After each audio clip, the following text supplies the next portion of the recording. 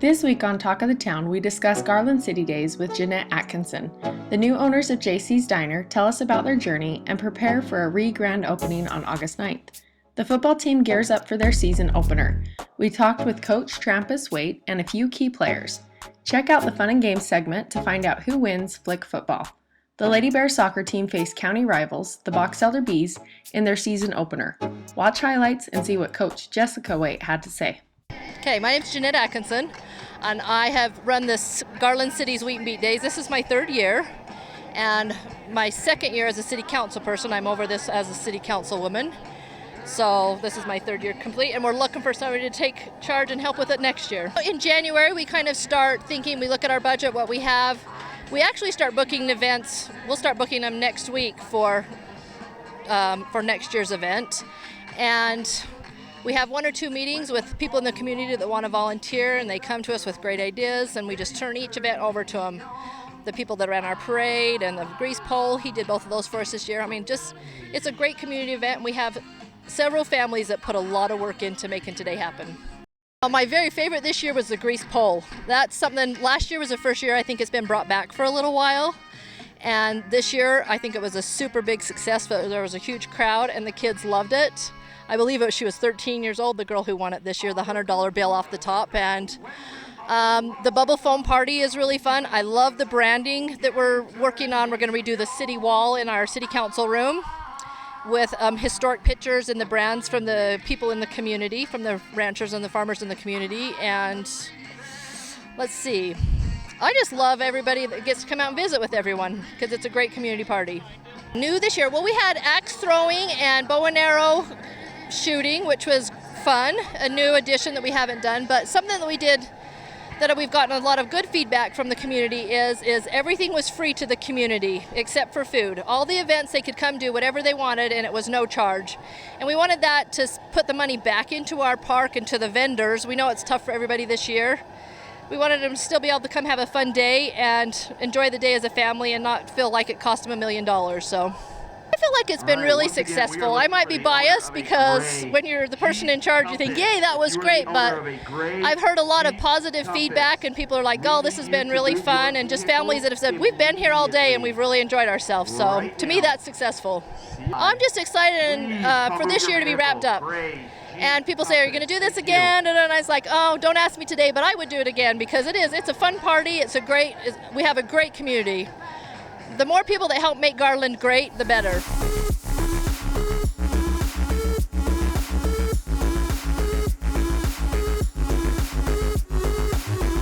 Talk of the Town is made possible by supportive sponsors who allow Bear River Live to feature community stories. They proudly support our business spotlight and all the good that's happening every day in our county. I've pretty much, ever since I could worked in food service. Started at the Bear's Den when that was here, then Arctic Circle, and I've been at Max, I've been at the care center, the hospital, and now here. I worked the same as Dixie ever since I could work. I started at Arctic Circle, and then I went to Burger King for a minute because my cousin kind of got me there, but then I went back to Arctic Circle until I had my oldest, and then quit Arctic Circle, and my mom actually found me the job at the hospital, and so I started the hospital when she was 6 weeks old. So I stayed there for almost 19 years, and then got a great opportunity to come here, so it just brought us this way for change, and it's been great. We started out as neighbors and just got to be really close as friends, and we've worked together it's been at least 18 years now that we've worked together. And so Cammie texted me one night and said that JC's was for sale, and I said, how much? And she went, uh-oh.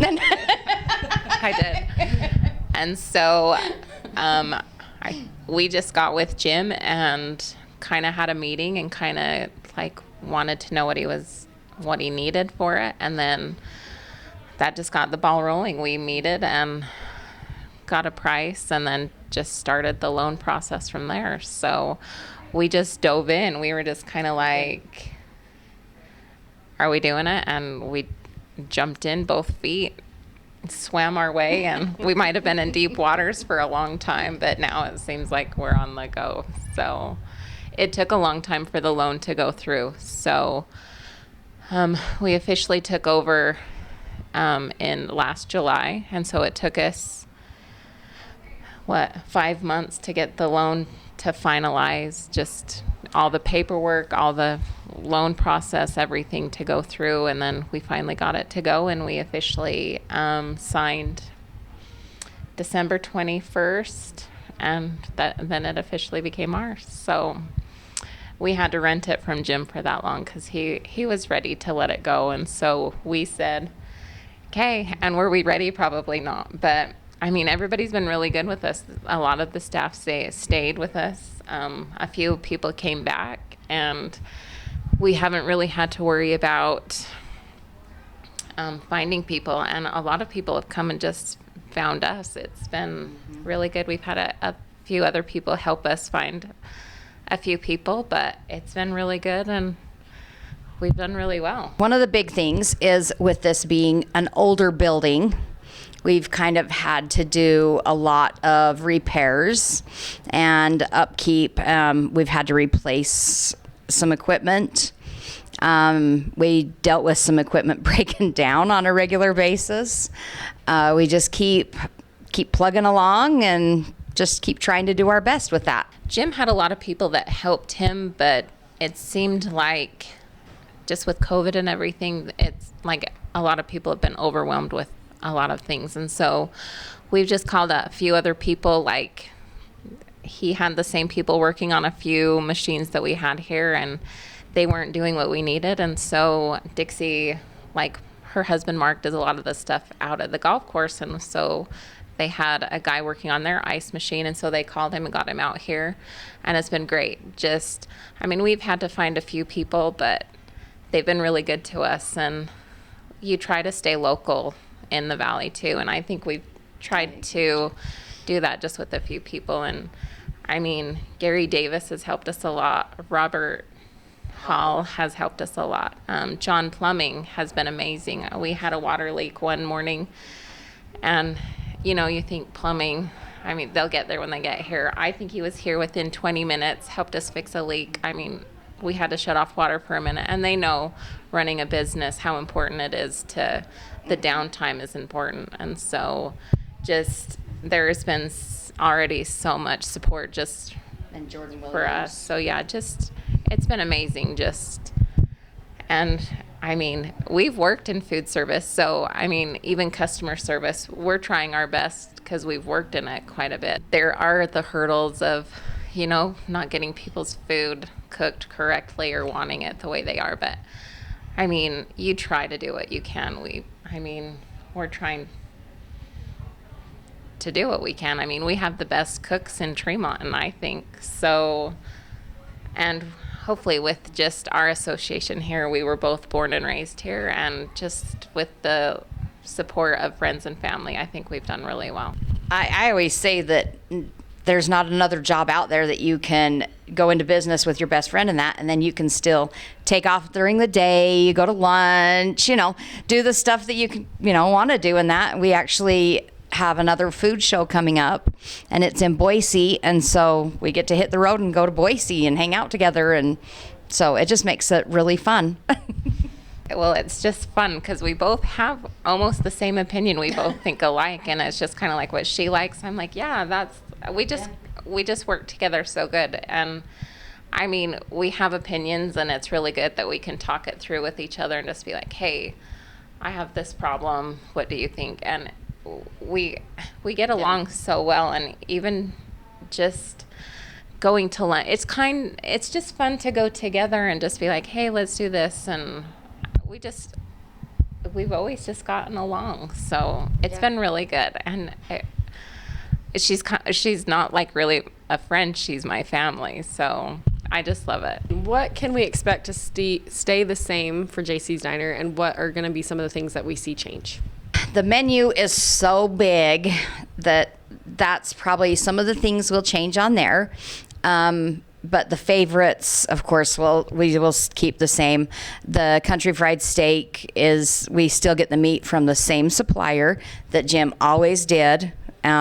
We get a lot of things. We do a lot of things the same, and we'll keep those the same. But we may try some new things and add some new things. And some of the things that we don't go through as much, we'll probably take off and add those. We do need to take a few things off, just realistically. You know, you want to provide what sells than what doesn't. And then just a few changes has just been around the building, just trying to keep it clean.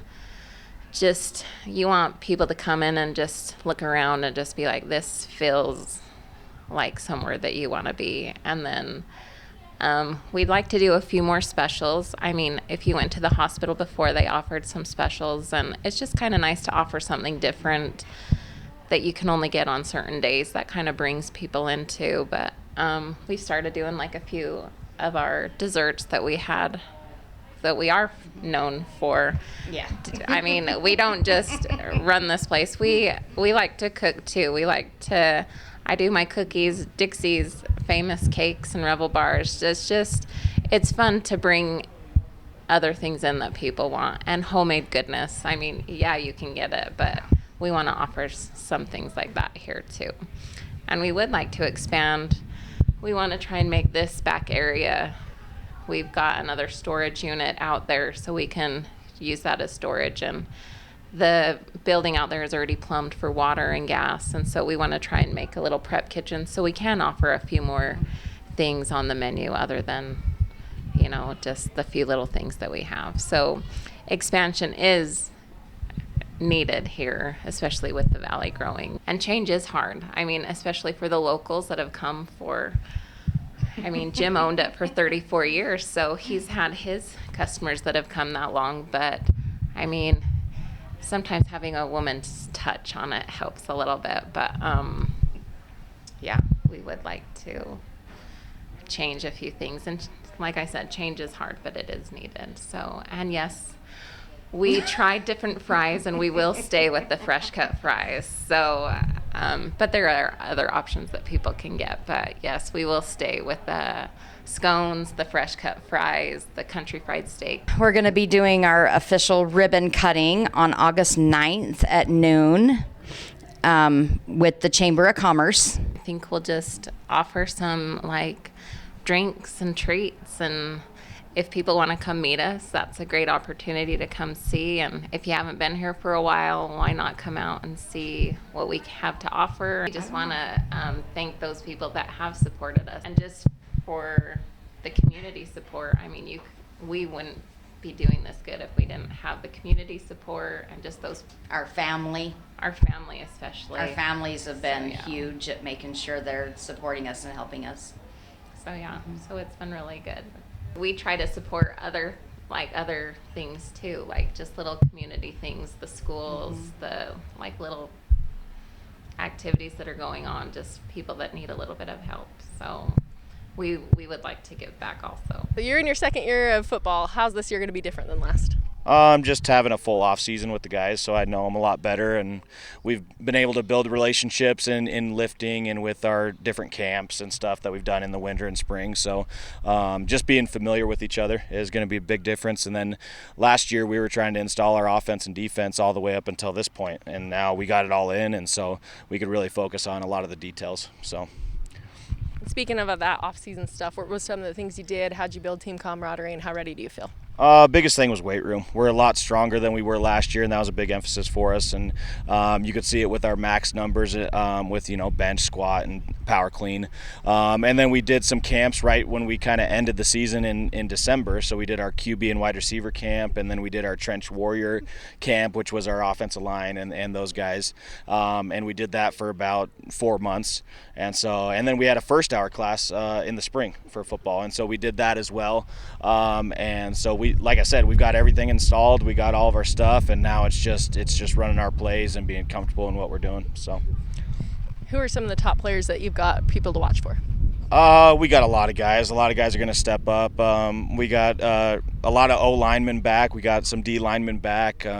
Aiden had 10 sacks last year. He's back at defensive end. We have Jaden DeCourcy, Nixon Weston, Gavin Fitzgerald on O line.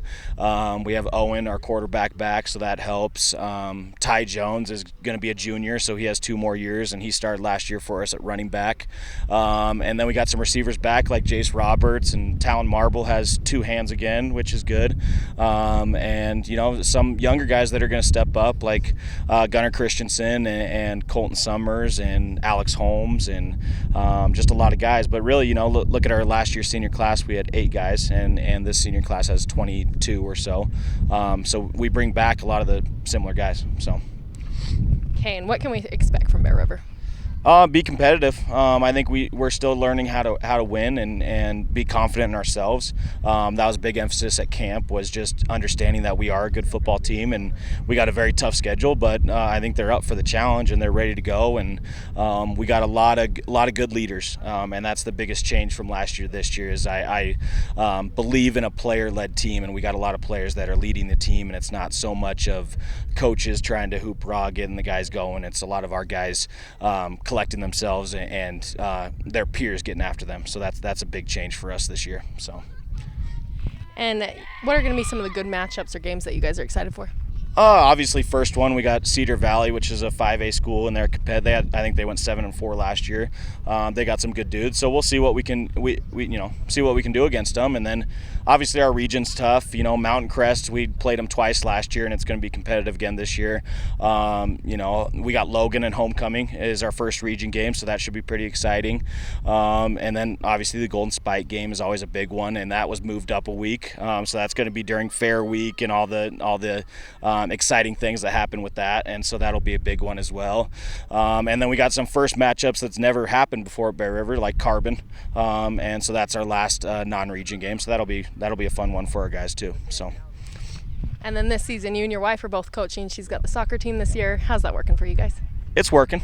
we're shuffling around the little one, and it's going to be fine. I hoped that he would live at the school, and that's what he's doing right now, because that's what I did when I was little, and obviously worked out for me. I'm in a good spot and a good town, good community, and a good job, and hopefully that happens for him too. So it'll be good. My name's Jaden DeCourcy. I play center and D tackle, and I've been playing football since I was I think in the 4th grade, and I've been playing varsity since sophomore year. So. What are you excited for this season? I'm excited to see how much better we're going to do, like compared to the past few years. And so what's some of the prep you guys have done to be prepared? Really, we've been hitting it hard in the off season. We've been doing a lot of team get together stuff, lifting, and in morning time Mondays, and I think it was Thursdays we would do like a camp every morning, and we'd go and drill and we'd learn our plays, so we really know and we're more prepared. What's some of the goals individually and as a team?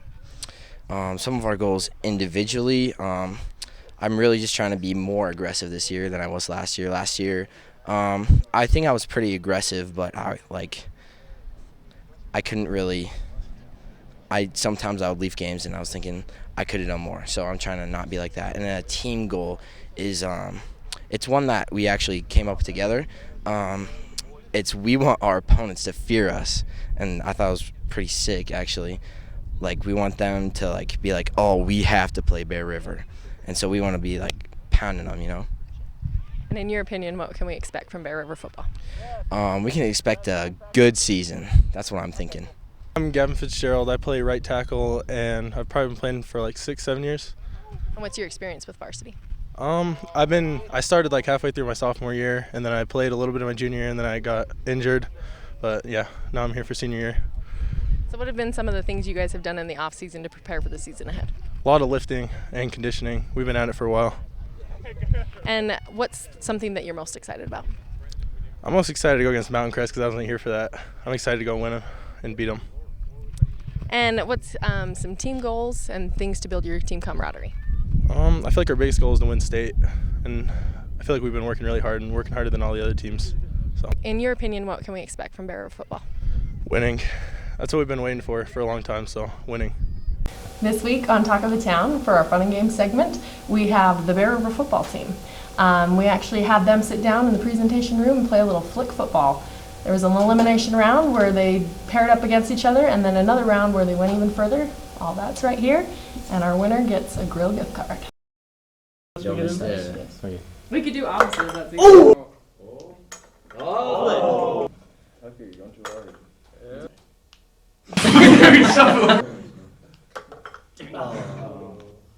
You're gonna lose. Do I just have to miss every single one and then? Yes! Oh! Again. 4.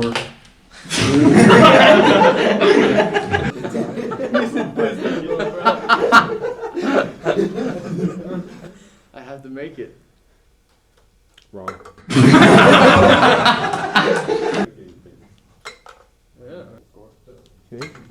Okay. Oh! Hey, it scored. Oh, my. Corp is at 9. Is that 4 or 5? I don't know. Okay, strong start.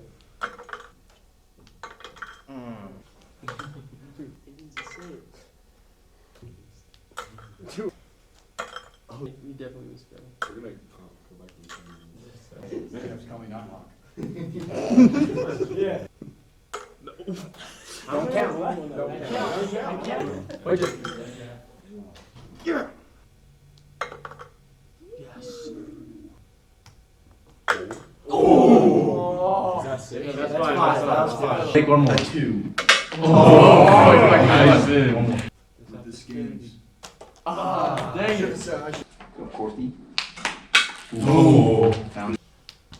Yeah, that's all. You got it, right?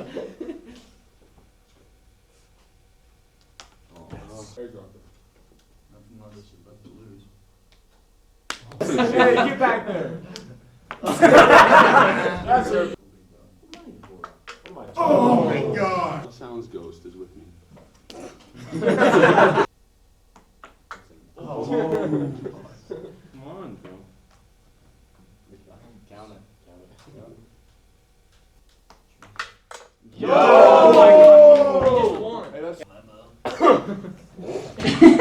Coach, remember what you called wrench the first day?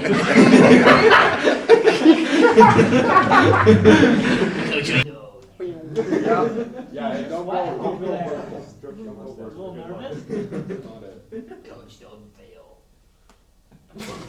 I got the distance. I got the distance. Wait, you still over short. I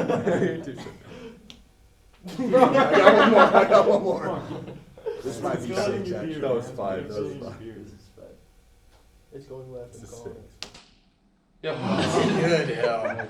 Wow, that is harder than it was. So you win the $10 How much? Oh, it's $10. Yeah, okay, there'll be some drinks right now, huh? So not the outcome you wanted today. Tell me what were some of the things you were happy with in your season opener? I was happy, obviously, with the goal. I think Sid's free kick was well placed. It was a beautiful goal. I was happy when we were able to settle the play down a little bit and kind of, there was a lot of chaos at times, and that's where we got into trouble. But when we could settle it down and kind of build better, it looked a lot better for us. We were finding our wings a little better, creating that space, and then building that attack at times. We had a few opportunities, not as many as we would like, but I definitely saw some good things. And then what do you feel was the difference in the first half compared to the second half?